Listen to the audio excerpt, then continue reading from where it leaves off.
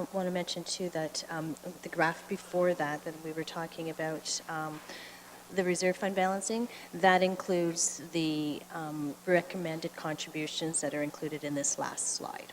So again, if there are any adjustments to these dollar amounts, that graph will also change again. And on that note, we're finished. If you any questions? Just before we get started, would you just be able to touch on what that looks like? I mean, $1,000 as an example in the capital asset, how that impacts the levy on a dollar basis as opposed to a percentage basis. I saw the 1.5%. 1% is approximately 840,000, if I remember correctly. 1%. So just so that everybody understands, every $1,000 that we spend, I'm just in terms of a levy increase that the taxpayer themselves, how does that impact it? I just think it could be maybe in more simplistic. Let's do the calculator,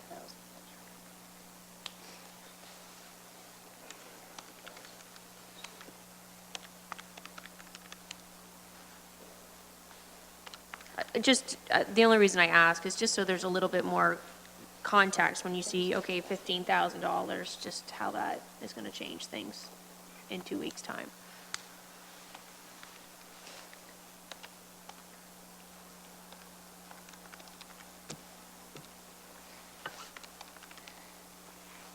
So if I understand correctly, 100,000 increase in a contribution to the capital reserve would represent about 0.1% of an increase in the tax levy requirement.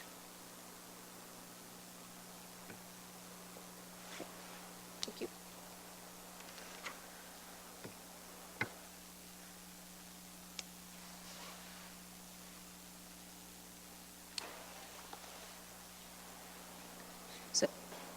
So if there's no further questions on the presentation, we can move into the actual document for the capital plan and start our review. Good.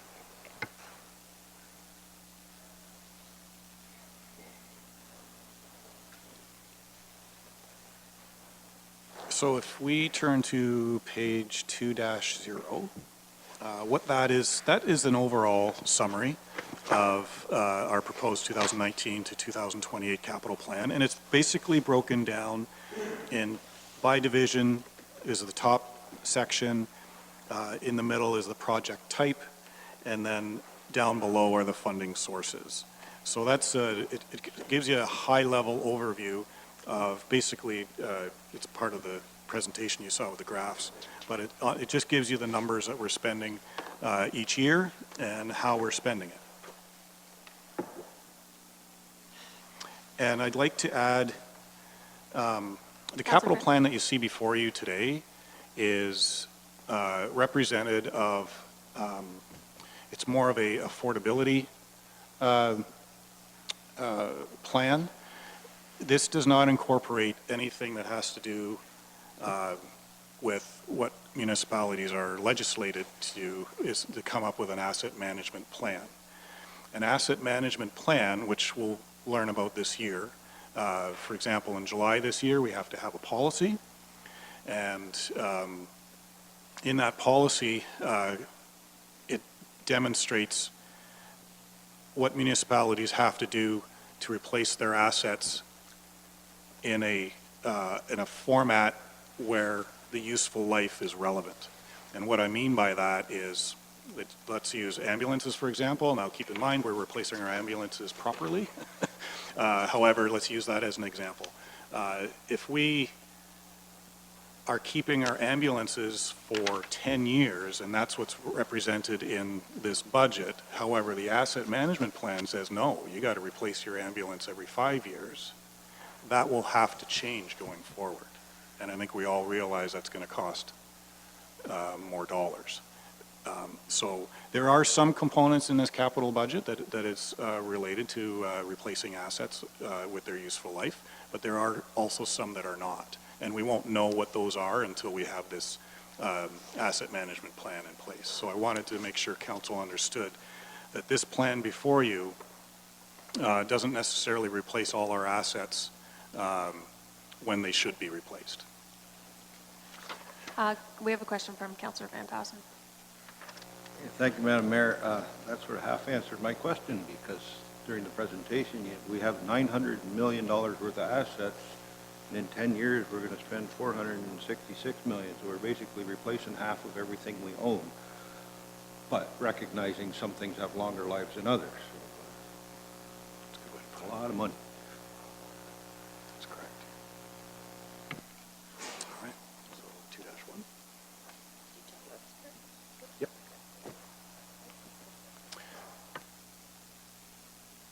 Kathy will lead us through the pages, similar to what we did with the rate budget. We'll go through each page. It's a little bit easier with capital because each project is listed there for you. And so we'll just go through the pages, and if there's any questions about any of those projects, we'd be happy to answer them. I'm just going to turn the chair over to Councillor Martin for a second while you move through the next little bit. I just got to hit the washroom.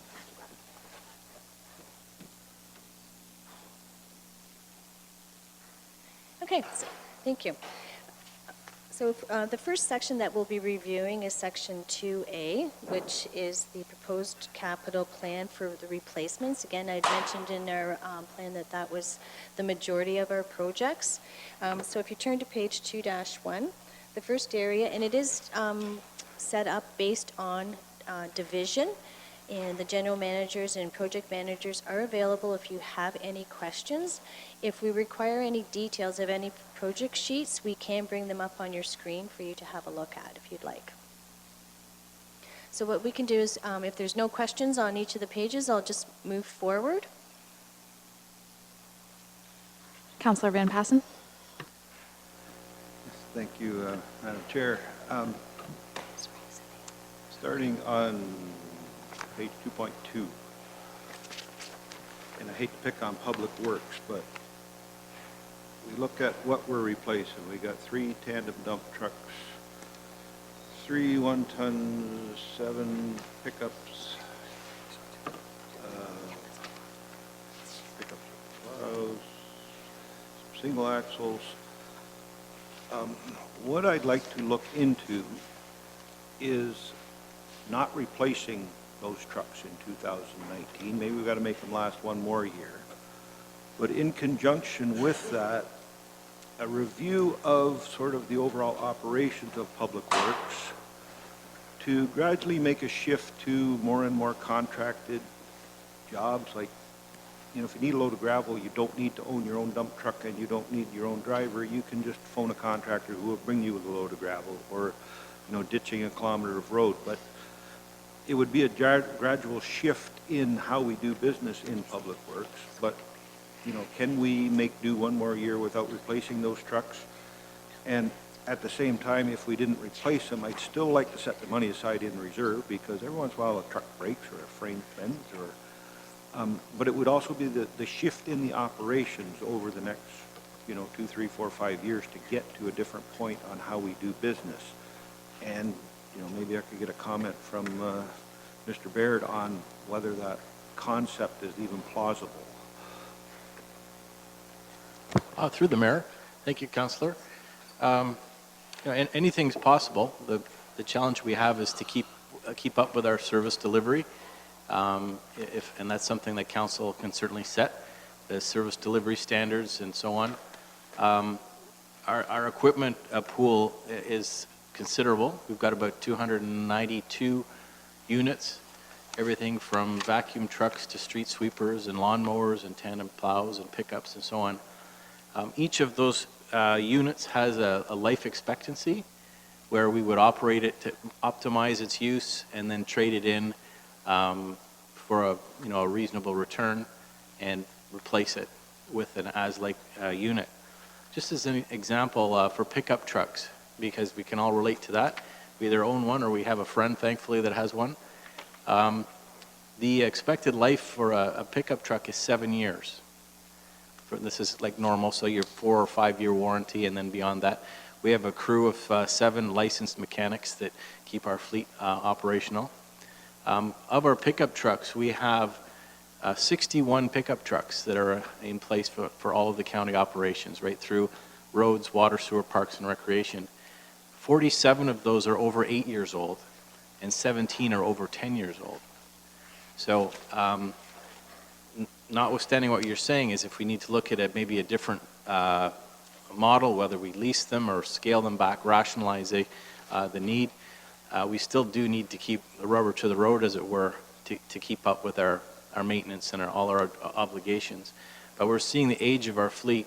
It was common practice over the last 8 to 10 years to look at, can we push that loader replacement back a year? Can we get another year from that snowplow? And I've got a really great summary from my fleet folks. I'd be glad to share it with you outside of this discussion. But on any given day, we've got equipment now that is over 450,000 kilometers, excessive rot, and so on. These are items that have been taken off the road and are parked. So this includes the old ambulances and loaders and all these things that we do need from time to time to do our job. I think what you're saying, Councillor, and we spoke briefly before lunch, is maybe look at, is there other options to acquire or rent or lease some of this equipment and not necessarily own it? Not every piece of equipment we own is on the road 7 or 8 hours a day, but we've got some really capable people and operators that try to do the best with what we can. But like anything, we all own a vehicle. We pay for it year-round, but yet they sit in the parking lot while we're here. So, when you multiply that out by a big operation, there's some big challenges. But I certainly take your suggestion to heart that we can look at rationalizing our fleet. We've done that on a regular basis and should continue to do so. But the replacements that you see here are, dare I say, sort of last case. And the problem we have is, although as an example we're showing, I'll just use as an example tandems. We're looking at, or let's say 1-ton replacements. There's 3 1-tons proposed for replacement.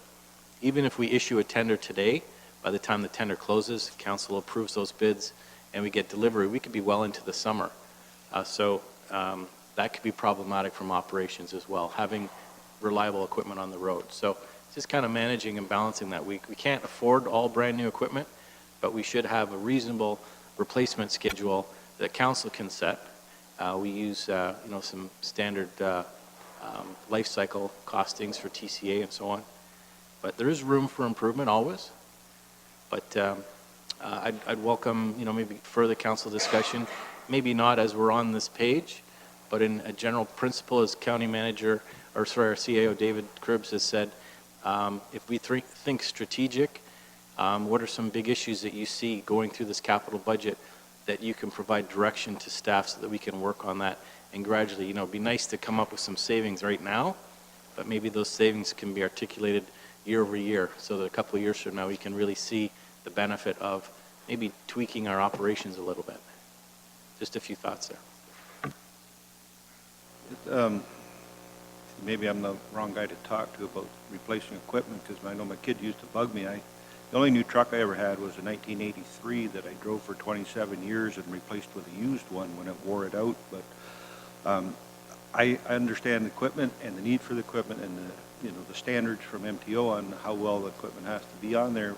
And I can live with replacing the equipment that's presented in the capital budget as long as this council can get a commitment as well from staff that we will be looking into other service delivery models, because you have to change the service delivery model in order to get away with less equipment or renting the equipment. It doesn't help to not buy a truck but then lease one. That's the exact same cost. But if you change how we do things by different use of contractors as opposed to your own staff and that sort of thing, and if we could get something back over the course of the year that we're looking into different delivery models on how we deliver that service, then I could live with this budget as it is.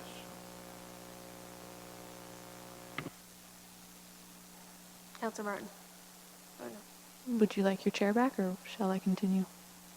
Oh, yeah, please. Nothing further? My apology. So that was, we started on we're on page 2.2, moving to page 2.3, and we're still in the public works section.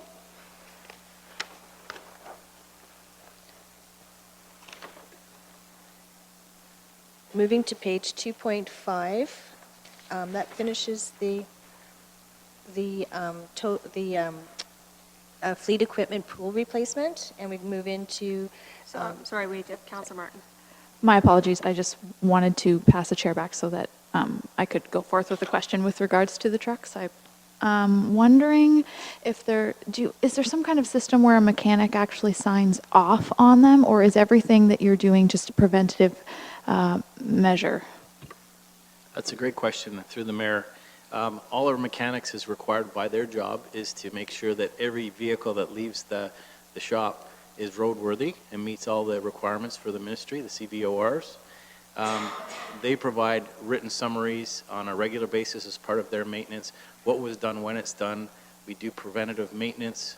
Those are equipment's routinely cycled through. It's all scheduled.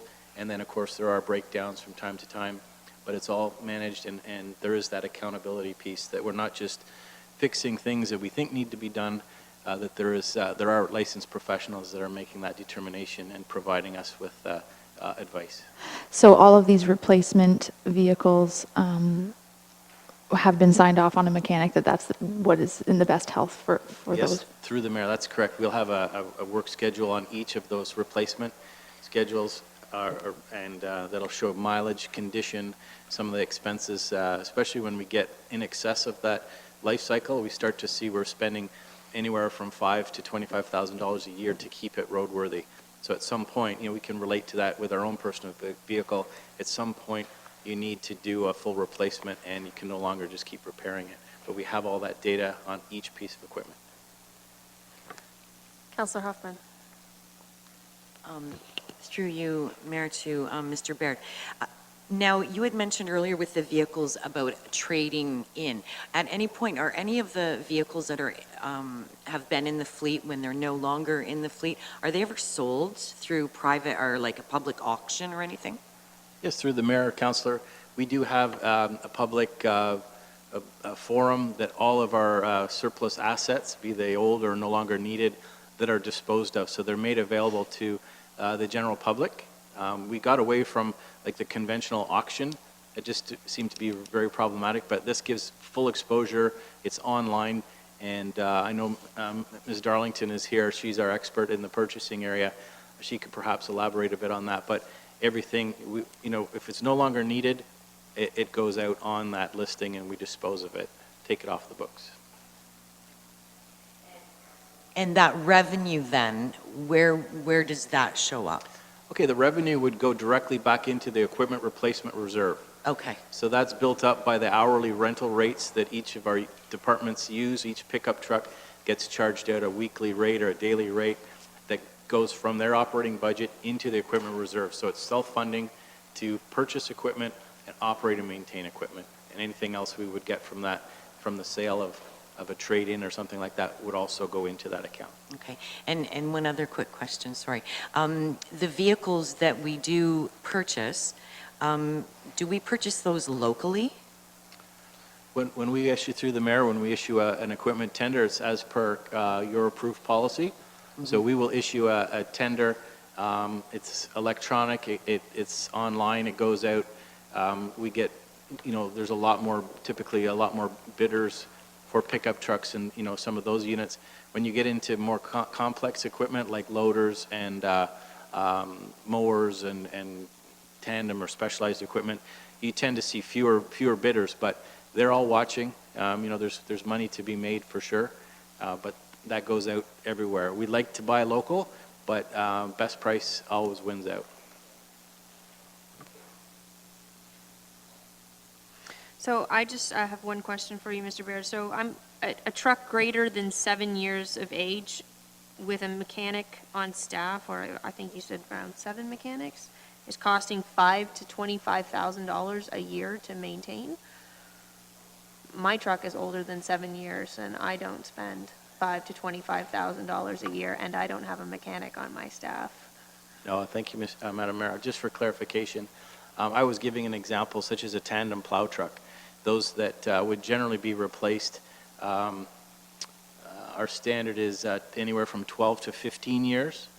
As we start to get up to that upper end, it's not uncommon for us to spend anywhere from $500, it could be very simple, up to we've spent $26,000 last year on one truck to make it roadworthy and meet all the MTO requirements. That's, again, that's a tandem. It's not necessarily a pickup truck, but those, are problematic when you've got frame corrosion and very, very high miles, so. So with pickup trucks, I'm going to assume that some departments use the pickup trucks more than other departments. Yeah, that's correct. As an example, the bulk of the pickup trucks are in the roads and water and sewer area, where there's one operator and they're out going to job sites, all the cold patching, patrolling, getting crews from one place to the other. Parks and Recreation has got a few. They would generally be pulling a trailer, likely with a mower, and they'd be going to different park sites across the county in different zones. But certainly the lion's share is roads, is public works. So when we're looking at a significant tax increase as it is, and we've been running a deficit year over year, and we're looking to save money, would it not be arguable that this would be actually one of the great areas to do so? A 7-year-old truck is not necessarily that old, and if we have some departments that use trucks more often than others, perhaps the parks that don't use the truck quite as often, it might make more sense for them to take some of the older vehicles from Public Works with a lot of mileage on them, and Public Works gets the new trucks to use. I'm just wondering, as we look through this and we're looking for areas, I don't know that we're I don't think we're kind of digging into this enough right now. I think this is probably a great area to try to save a little bit of money from. So just a response to you, Madam. A lot of the high-mile vehicles are the first couple of years. They're new ones. They tend to be used for road patrols, all the mandatory things that we need to do. Once the miles get up, or the truck gets to be 4 or 5 years old, they are cycled out. They could end up going for a summer program for kids that are doing park maintenance. We don't put cold patch in a brand-new pickup truck, so the older dogs that are in the fleet tend to be the workhorses that may not get the high miles that need to. But you're right, we do cycle them around. So that we just don't have one operation that's got really high miles that are flipping them, that they do penetrate into the whole operation. It just would be interesting to see, how many of these trucks are deemed no longer roadworthy by a mechanic at 7 years. I'm not sure that I buy that would necessarily be the case, especially with trucks in today's day and age. The other question I had was for Mr. Cribbs. My understanding from previous council was that there was a direction to you to investigate lease options. I'm just wondering if whatever came of that.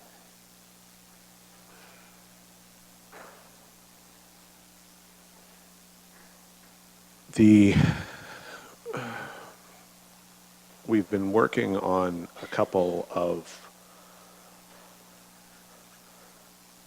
options for a report, amongst other things, somewhere in this, so I don't recall if it's in capital or won't be in operating, it'll be capital for a,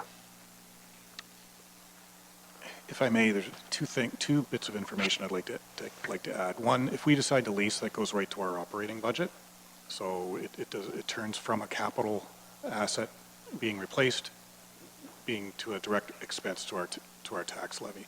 The other item is, even if we decided to cut out 2 trucks this year, that wouldn't have an effect on the levy for 2019 because these are funded from our fleet replacement reserve. So what that would do, it would just basically have that money stay in the reserve and replace vehicles going forward. Which you've said have been depleted, though, correct? Pardon me? Which have been quite depleted. Correct. Okay. So it would, that's what it would do. We wouldn't reduce the contribution to that reserve. So in other words, the taxpayer wouldn't have any direct savings as a result of canceling. No, but our reserves would be built up, Correct. which we've discussed at length, how we need to rebuild those reserves. Correct. Councillor Van Passen. Thank you, Madam Mayor. That's why I'm suggesting we need to change how we deliver the service, because you can't just take away 10 pickup trucks if we're doing things as we're doing now. But if we change how we do things where we no longer need those 10 pickup trucks, then we don't have to replace them. But I guess it's not even chicken and egg. The change in delivery has to come first, and then we can eliminate replacement of the vehicles. So my question to you, I agree with that completely. My question to you, though, would be, if we were to say, instead of replacing trucks at 7 years, and we were to move to 8 years, and we added, is an 8-year truck worse than a 7-year truck? I struggle to say that it would Yeah. be, My and good truck out there right now is a 2012, right? exactly. I She's just just purring think, along tickety-boo, right? But I don't have cold patch on the inside of it either, so. I can understand, when we were doing a bit more farming, sort of beat up the trucks a bit more than driving to this wonderful facility here, right? And Public Works, if they are doing the rotations, like some trucks get used more than less. I know we used to laugh when the kids were playing hockey that why is there a pickup truck parked at the arena? They go there, they work all day, why do they need a pickup truck parked there? But those can be the ones that are not in the best of shape.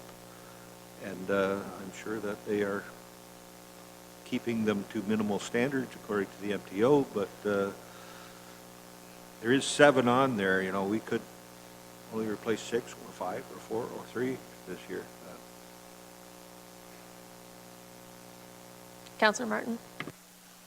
Building on that, I'm wondering if it would be appropriate to ask staff for a suggestion or a comment on a reduced number of trucks. Is there, if we get down to the bones of it, is there a number that you absolutely are requiring so that we could have a discussion about less trucks?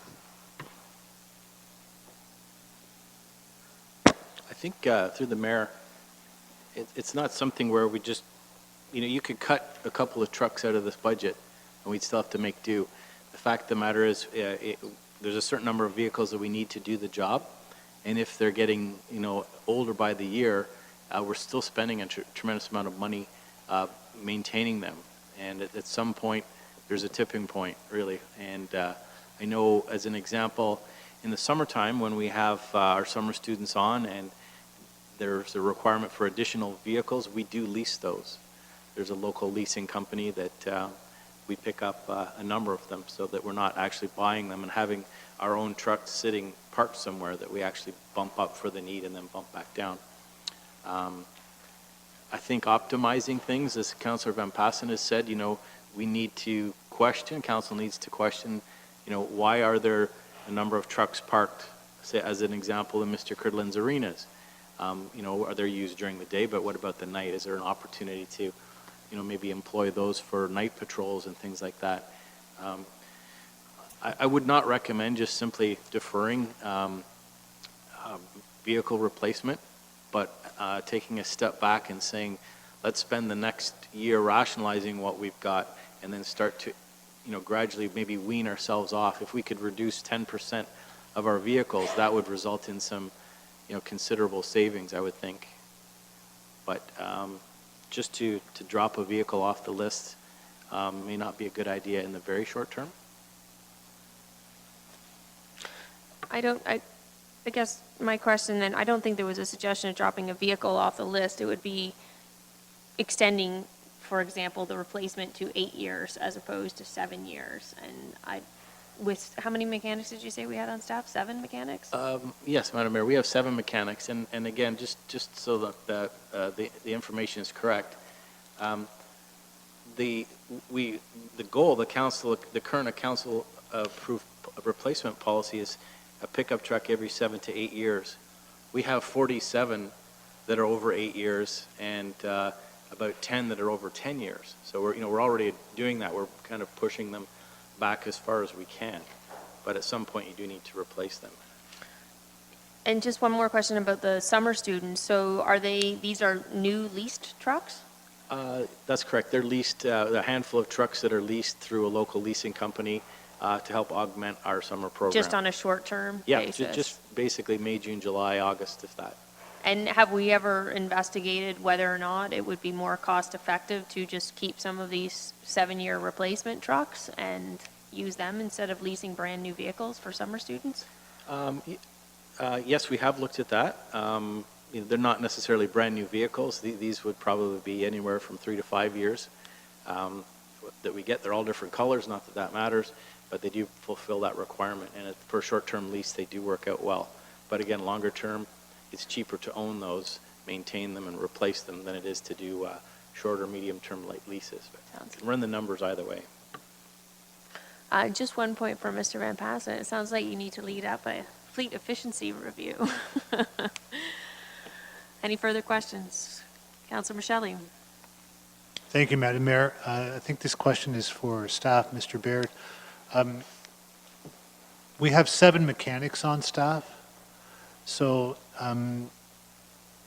is there a pretty average cost for maintenance of all these vehicles that we could be made aware of at some point?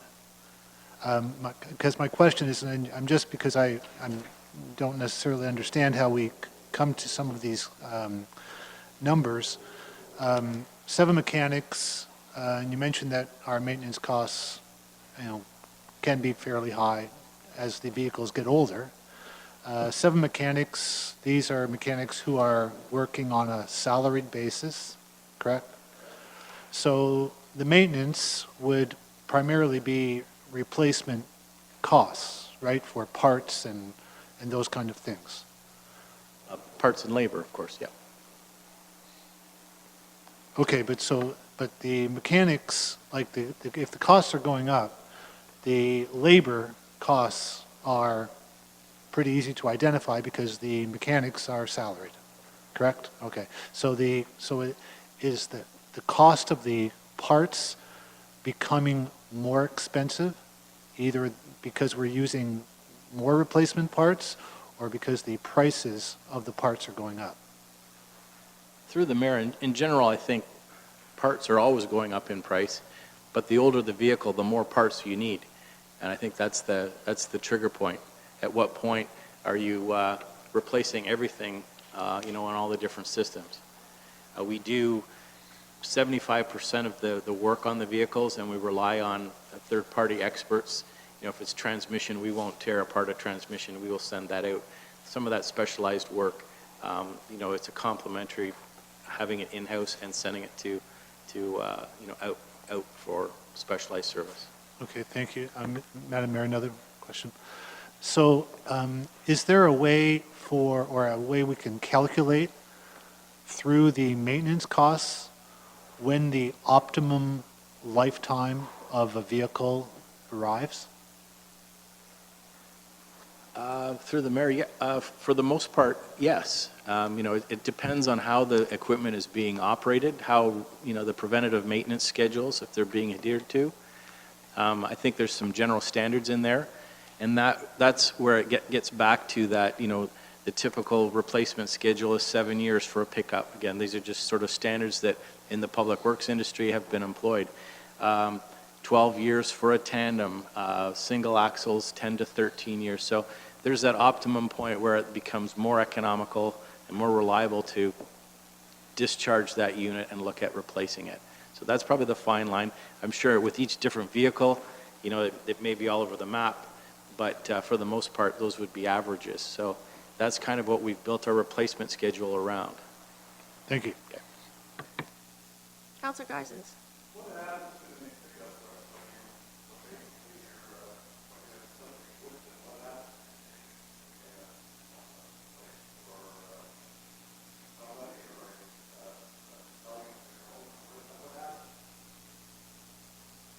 Mayor Chop, if I could ask Shelley Darlington to just respond, because she's really got the wholesome answer for us.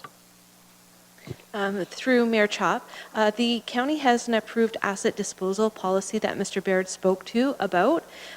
For general surplus assets, they're posted on the county SharePoint site, so other departments and divisions can make use of them. But with respect to vehicles itself, they go directly to our online auction. It's through GovDeals, and most public agencies use that site. We post the vehicle for a period of time, and anyone from the public can bid on that vehicle, and then it's disposed of.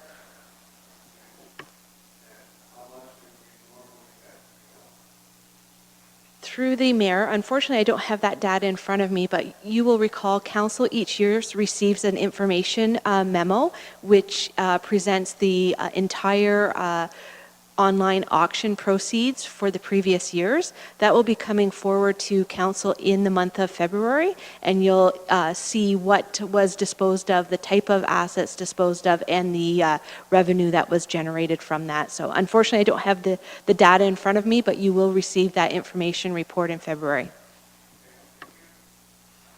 Just one last question. Are the vehicles sold as is, or are we updating them and providing any They're sold as is. as is? Okay. Councillor Columbus? Yes, I would suggest that, that we leave these trucks in, the pickups and the tandem axle, and I believe that our staff, mechanics, they know best with respect to the safety and the condition of these trucks. I don't think they'd be asking to replace a truck that doesn't have to be replaced. And I do accept Councillor Van Passen's suggestion that this should be reviewed, perhaps a different system for replacing vehicles should be looked at. So I'd like to move on in the budget process. Thank you. So we're now down to, we've gone through up to the middle of page 2-6, which that finalizes the total for the fleet equipment, capital equipment replacement program review. The next section within Public Works is the engineering section, and the first category is the infrastructure reconstruction projects. These are the projects that I mentioned that some of the projects are phased in. We'll have engineering in 1 year and the construction in either year 1, 2, and 3, et cetera. And this is the area where you see some life to dates because the projects may have been phased in. You may have the same street, but 2 different phases to it. And that's covered on page 2-6 to all the way to 2-8 for the infrastructure projects. And I'd just like to note too, these infrastructure projects include both water, wastewater, and road reconstruction. Councillor Martin? Not so much budget related, but more scheduling related. How is council filled in on when these projects are set to go forward and whatnot, so we can inform community members? Through the Mayor Chop to Councillor Martin, actually Mr. Baird is handing out the schedule. Generally, you'll see there's a lot of asphalt resurfacing projects too, and there's certain ones they can identify that they'll be doing in a current year, and then every year they review all the requirements in their road needs study, and I'm sure Chris has more to say about that. And more specifically, I can identify the year in the budget, but as we get closer and as it gets narrowed down, a month, et cetera. Through the mayor, there's a tremendous amount of information here. It's hard to depict it all on ledger size, but I'm glad to sit down with each of you. I know we think all Norfolk, but I know you're going to have your constituents curious about what's happening, how that's going to impact them for the upcoming year. So we can provide you that detailed information, the timing for it. Generally, a road reconstruction requires design work and tendering the first part of the year, and then the construction and execution the following year. If it's a smaller job, it can all be done the same year. But as Ms. LaPlante has mentioned, that's why we see the life to date, and you'll see those figures tend to go over multiple years. But I've just handed that out just for your information. I know it is hard with that color code and so on. Bridge replacements are noted as the little small dots in those locations, bridges and culverts, and then the road. So these are road reconstructions, like what we would consider major. You're going to see some lines in the pages ahead that are just merely asphalt resurfacing. That would be like a shave and pave.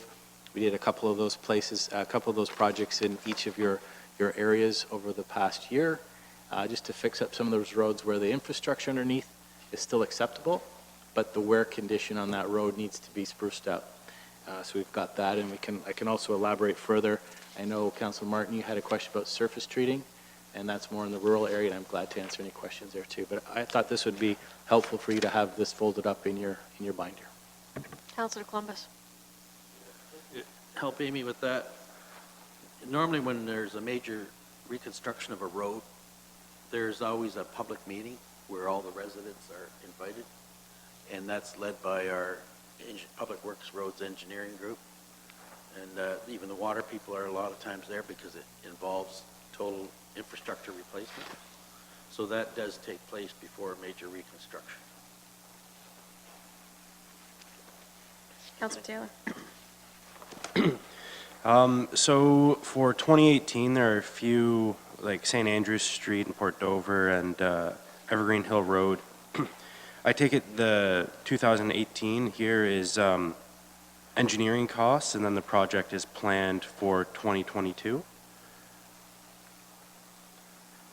Just specifically through the mayor, Mr.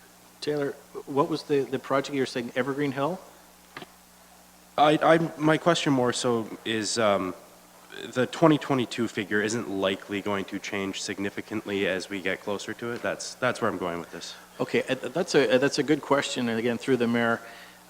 There was a lot of interest last year from the Holy Trinity School with regards to the sidewalks on Evergreen Hill and pedestrian safety. That triggered, our staff are looking at some options in terms of can we put in a sidewalk, no different than we heard earlier this morning from that deputation. Can we do some kind of sidewalk improvement? The road does show for a full rebuild in 2022. As that's still, a couple of years out, but maybe those lines, if we can bring them closer together, or at least if we do put the sidewalk in with the figure that's shown there, we'll make sure that we don't have to bust it out to replace it, that it would mesh nicely with the road reconstruction. So we have the ability to kind of shift things that way. Another good example is in Ward 1, Long Point Causeway Bridge. The roadway showed for reconstruction. The bridge replacement was shown a number of years out. Obviously, with the failure of that bridge, we've brought them all together, so they're all in the same budget year as we go forward here. So we can do that. We can maybe push projects back a little bit and optimize our construction. Thank you. Councillor Huffman? Through you, Mayor, to Mr. Baird. I've always wondered, for example, with County Road 74, which is a division, right, the town line, do we split costs with Haldimand County? How do we maintain those types of roads? Yeah, that's a great question. Through the mayor, we would have boundary road agreements. Mm-hmm. We have some with Elgin County, some with Oxford and Brant, and in this particular case with Haldimand County. My understanding is that we look after from Nober north, Yep. so that would be from the Thompson Road Right. North, and they look after that section southward into Townsend. So these are all agreements, they're all registered, we respect those, and we work with our peers in the neighboring municipalities. And if we can line up projects at the same time we do, it's to get away from, I'll pave this side of the road this year and Well, you that's pave what I that. was starting. So we break them up in segments, so we'll look after the full road width from there up and there down. Okay, so we're nowhere that way. Yeah, in the Okay, case if all it's right. a bridge structure, we would tend to, someone would take responsibility for it, and we would pay 50% Right. where they're a one-off thing like that. So that's Okay, how we work all right, those. thank you.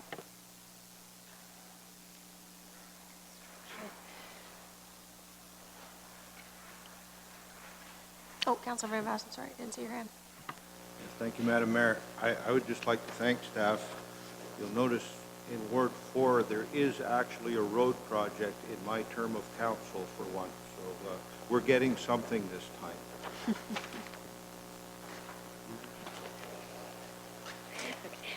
Moving on to the bottom of page 28 to 29, the next area is the asphalt resurfacing program, which again, you'll notice that the future years, you'll just see a lump sum amounts included because it hasn't been determined which projects will be done at that time.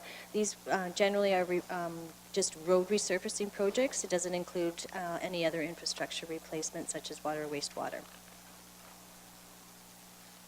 Up a good example of that is Highway 24 from just south of Simcoe all the way to the Turkey Point Road is scheduled for resurfacing. So it's a major project through Ward 4, but based on road condition, traffic volumes, that shows it's coming up. So it's a shave and pave type operation or cold in place, and I know that's going to be much needed. It is starting to get bad, but yeah, you'll see those. We do try to rotate them around. The needs are all over. Some areas might be a bit heavier than others, but as Ms. LaPlante has mentioned, if you look at the annual cost for that, it's just in about the $5 million range. And as we get closer to the year, we'll firm up the exact roads that we'll be doing. We're already doing the design work and tendering documents for these projects here now. Councillor Michelli. Thank you, Madam Mayor. Through you to staff, Mr. Baird. Is the scrape and pave for Highway 24 South, does it not go further into Ward 1?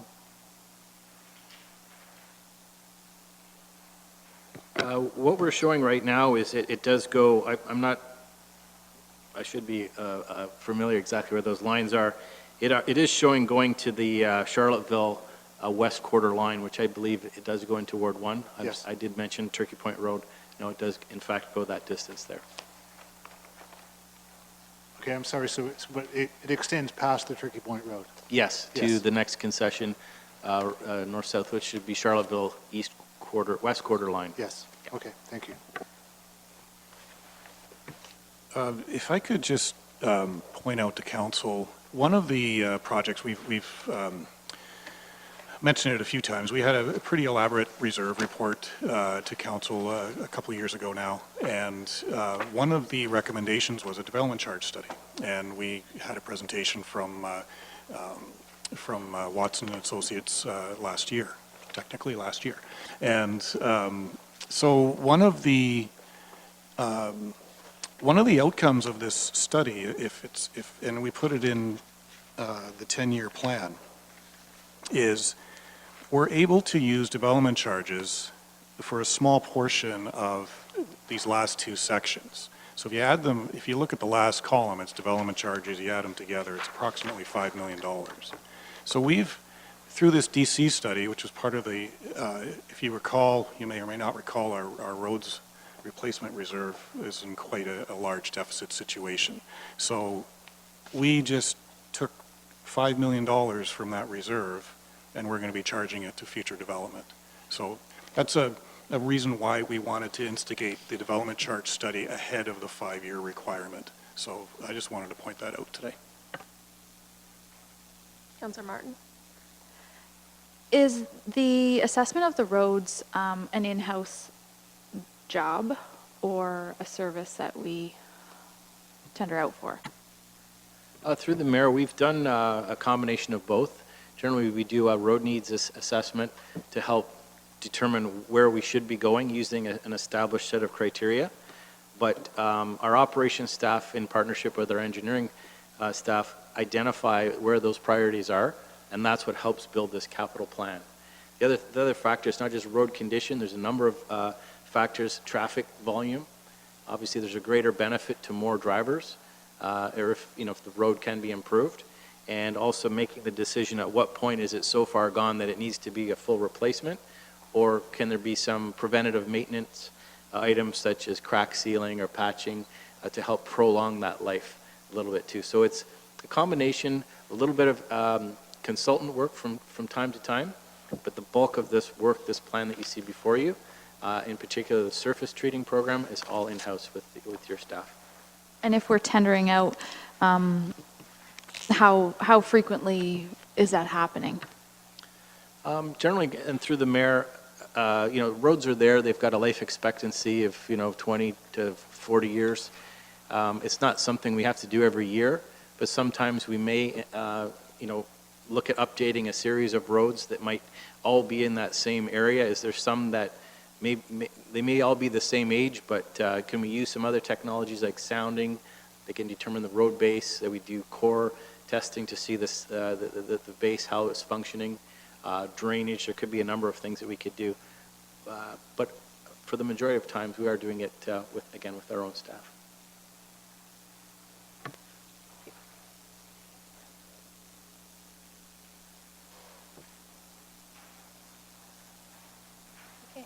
The next area within, again, Public Works is the bridge replacement program. And just what I'd like to note at that one, there is the Long Point Bridge that is included in 2019, but also for funding, on the funding side of the bridges, I may have mentioned it through our presentation, that bridges, we used to fund bridges through our road reserve, but it was approved a number of years ago to change the funding from the road reserve to debt because of the life expectancy of bridges are approximately 60 years, and that would spread because of the cost and the benefit to the future users of the bridges. So that is one change in the funding policy that has been made. And the new area is the Bridge Sustainability Program, which is also funded from the debt requirements.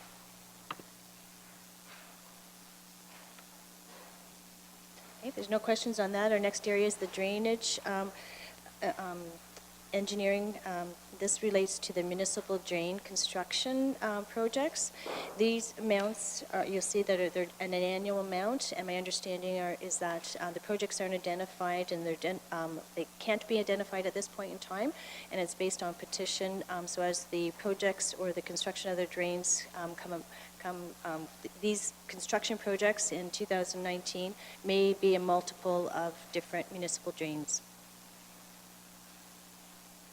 And they are funded from, majority of, a portion of it is recovered, the cost of the municipal drains are recovered from grants, a small portion from grants, and recovered from the landowners, plus any assessments that the road municipal drain relates to the road assessment.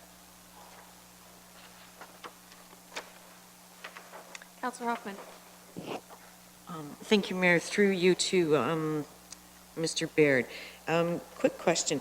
I'm just looking here in terms of the, I see Haldeman Road 74, Forest Park Drive. Is that not Haldeman? I'm confused. I can drill into that worksheet slightly. Yeah, that's just just north of Townsend. That's Townsend. Yeah. Yeah, not north of it. Yeah, I'll double check that. I believe that might relate to some drainage work that wouldn't be considered part of the that boundary road agreement. It might be our share specifically. Okay. And it could relate to, I believe it's concession 13 that Yeah, runs it'd be back 13 that comes in right to 74 back into there. Townsend Township. But, okay, all right, yeah, just when I saw the actual Townsend address of Forest Park, that I was just confused by that. Thank you. Just to further comment on that for Mr. Baird, it is just, that is Norfolk County's share only, and it was for Haldeman Road Boundary Road Concession 12, Walpole to Road 20. So then the next small area, we have a few projects, approximately for the ones that you were talking about. They're not identified, they're identified as individual projects. That's why they're listed separately under other replacements. So, but moving into the facilities area, that's at the bottom of page 211 to approximately 3/4 down the page of 213. That'll include your roof replacements, HVAC replacement programs, generator replacement programs, and any major construction of administration buildings and other facilities.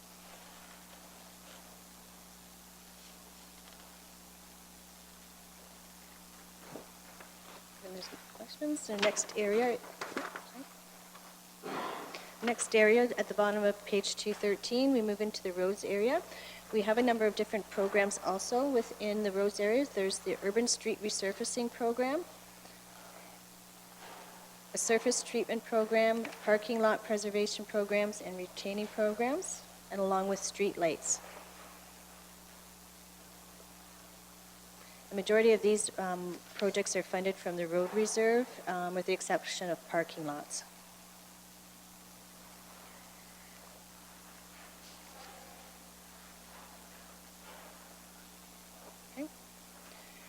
Bottom of, or going into that actually is the total for the engineering side and road side of the house. Moving into the waste management side.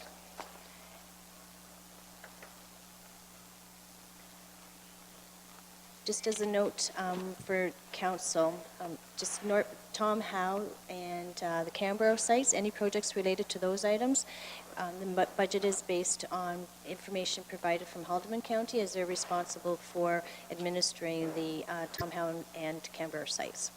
We administer the Simcoe and South Walsingham sites.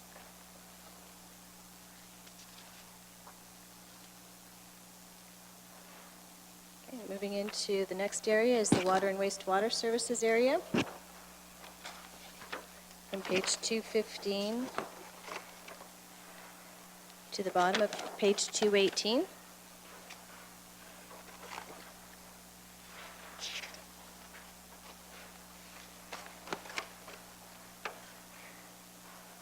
This will involve various equipment replacements, rehabilitations of any of the wells. It includes your SCADA replacement and upgrades.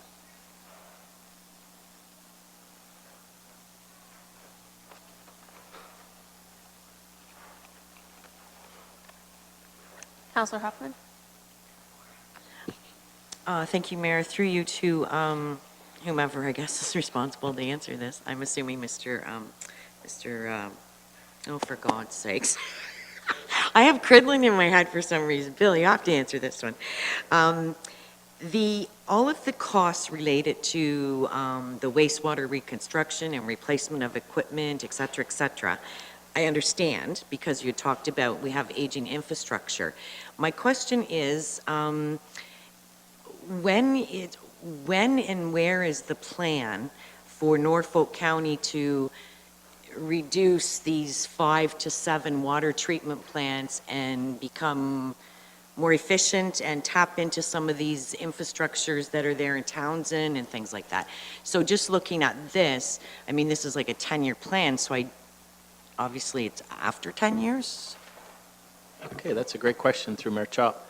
So while we're working on what we're calling the interurban water supply, finance, our colleagues had mentioned that that's our ideal goal, not to get away from operating 7 water systems and 5, well, we won't worry so much about the wastewater plants, but it's the water systems. If we can pull from 1 or 2 sources and distribute potable water to all our service communities and maybe those along the way, that's being studied right now. That's funded in various phases, and we're moving ahead with that.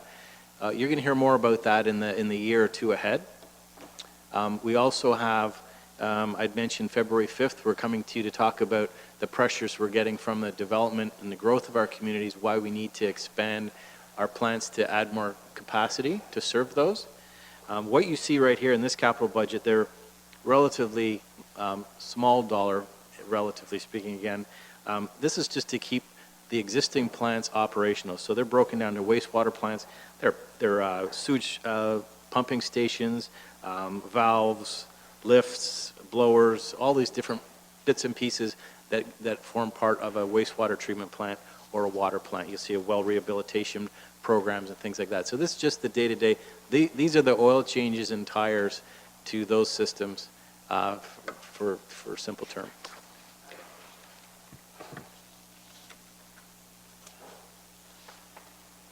Okay, if there's no further questions related to any of the projects right now under Public Works for replacement of assets, the next area is the Health and Social Services area.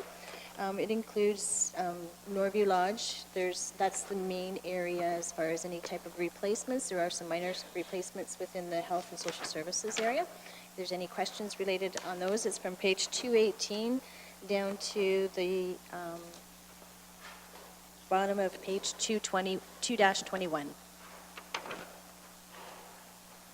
Councillor Martin? Ice water dispenser, $6,000. Inside Norview, in the kitchen, completely necessary. Can anyone elaborate on that? Through the mayor to Councillor Martin, we can defer that over to Marlene Miranda, who is the General Manager of Health and Social Services and looks after Norview Lodge. I didn't see you back there, my apologies.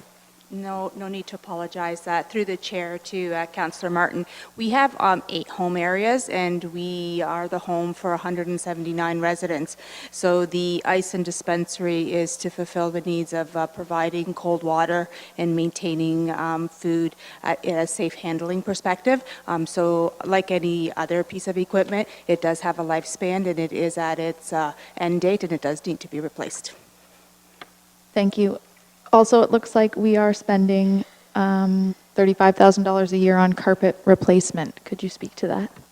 So through Mayor Chop to Councillor Martins, again, we have 8 home areas, and the home was constructed about 13 years ago.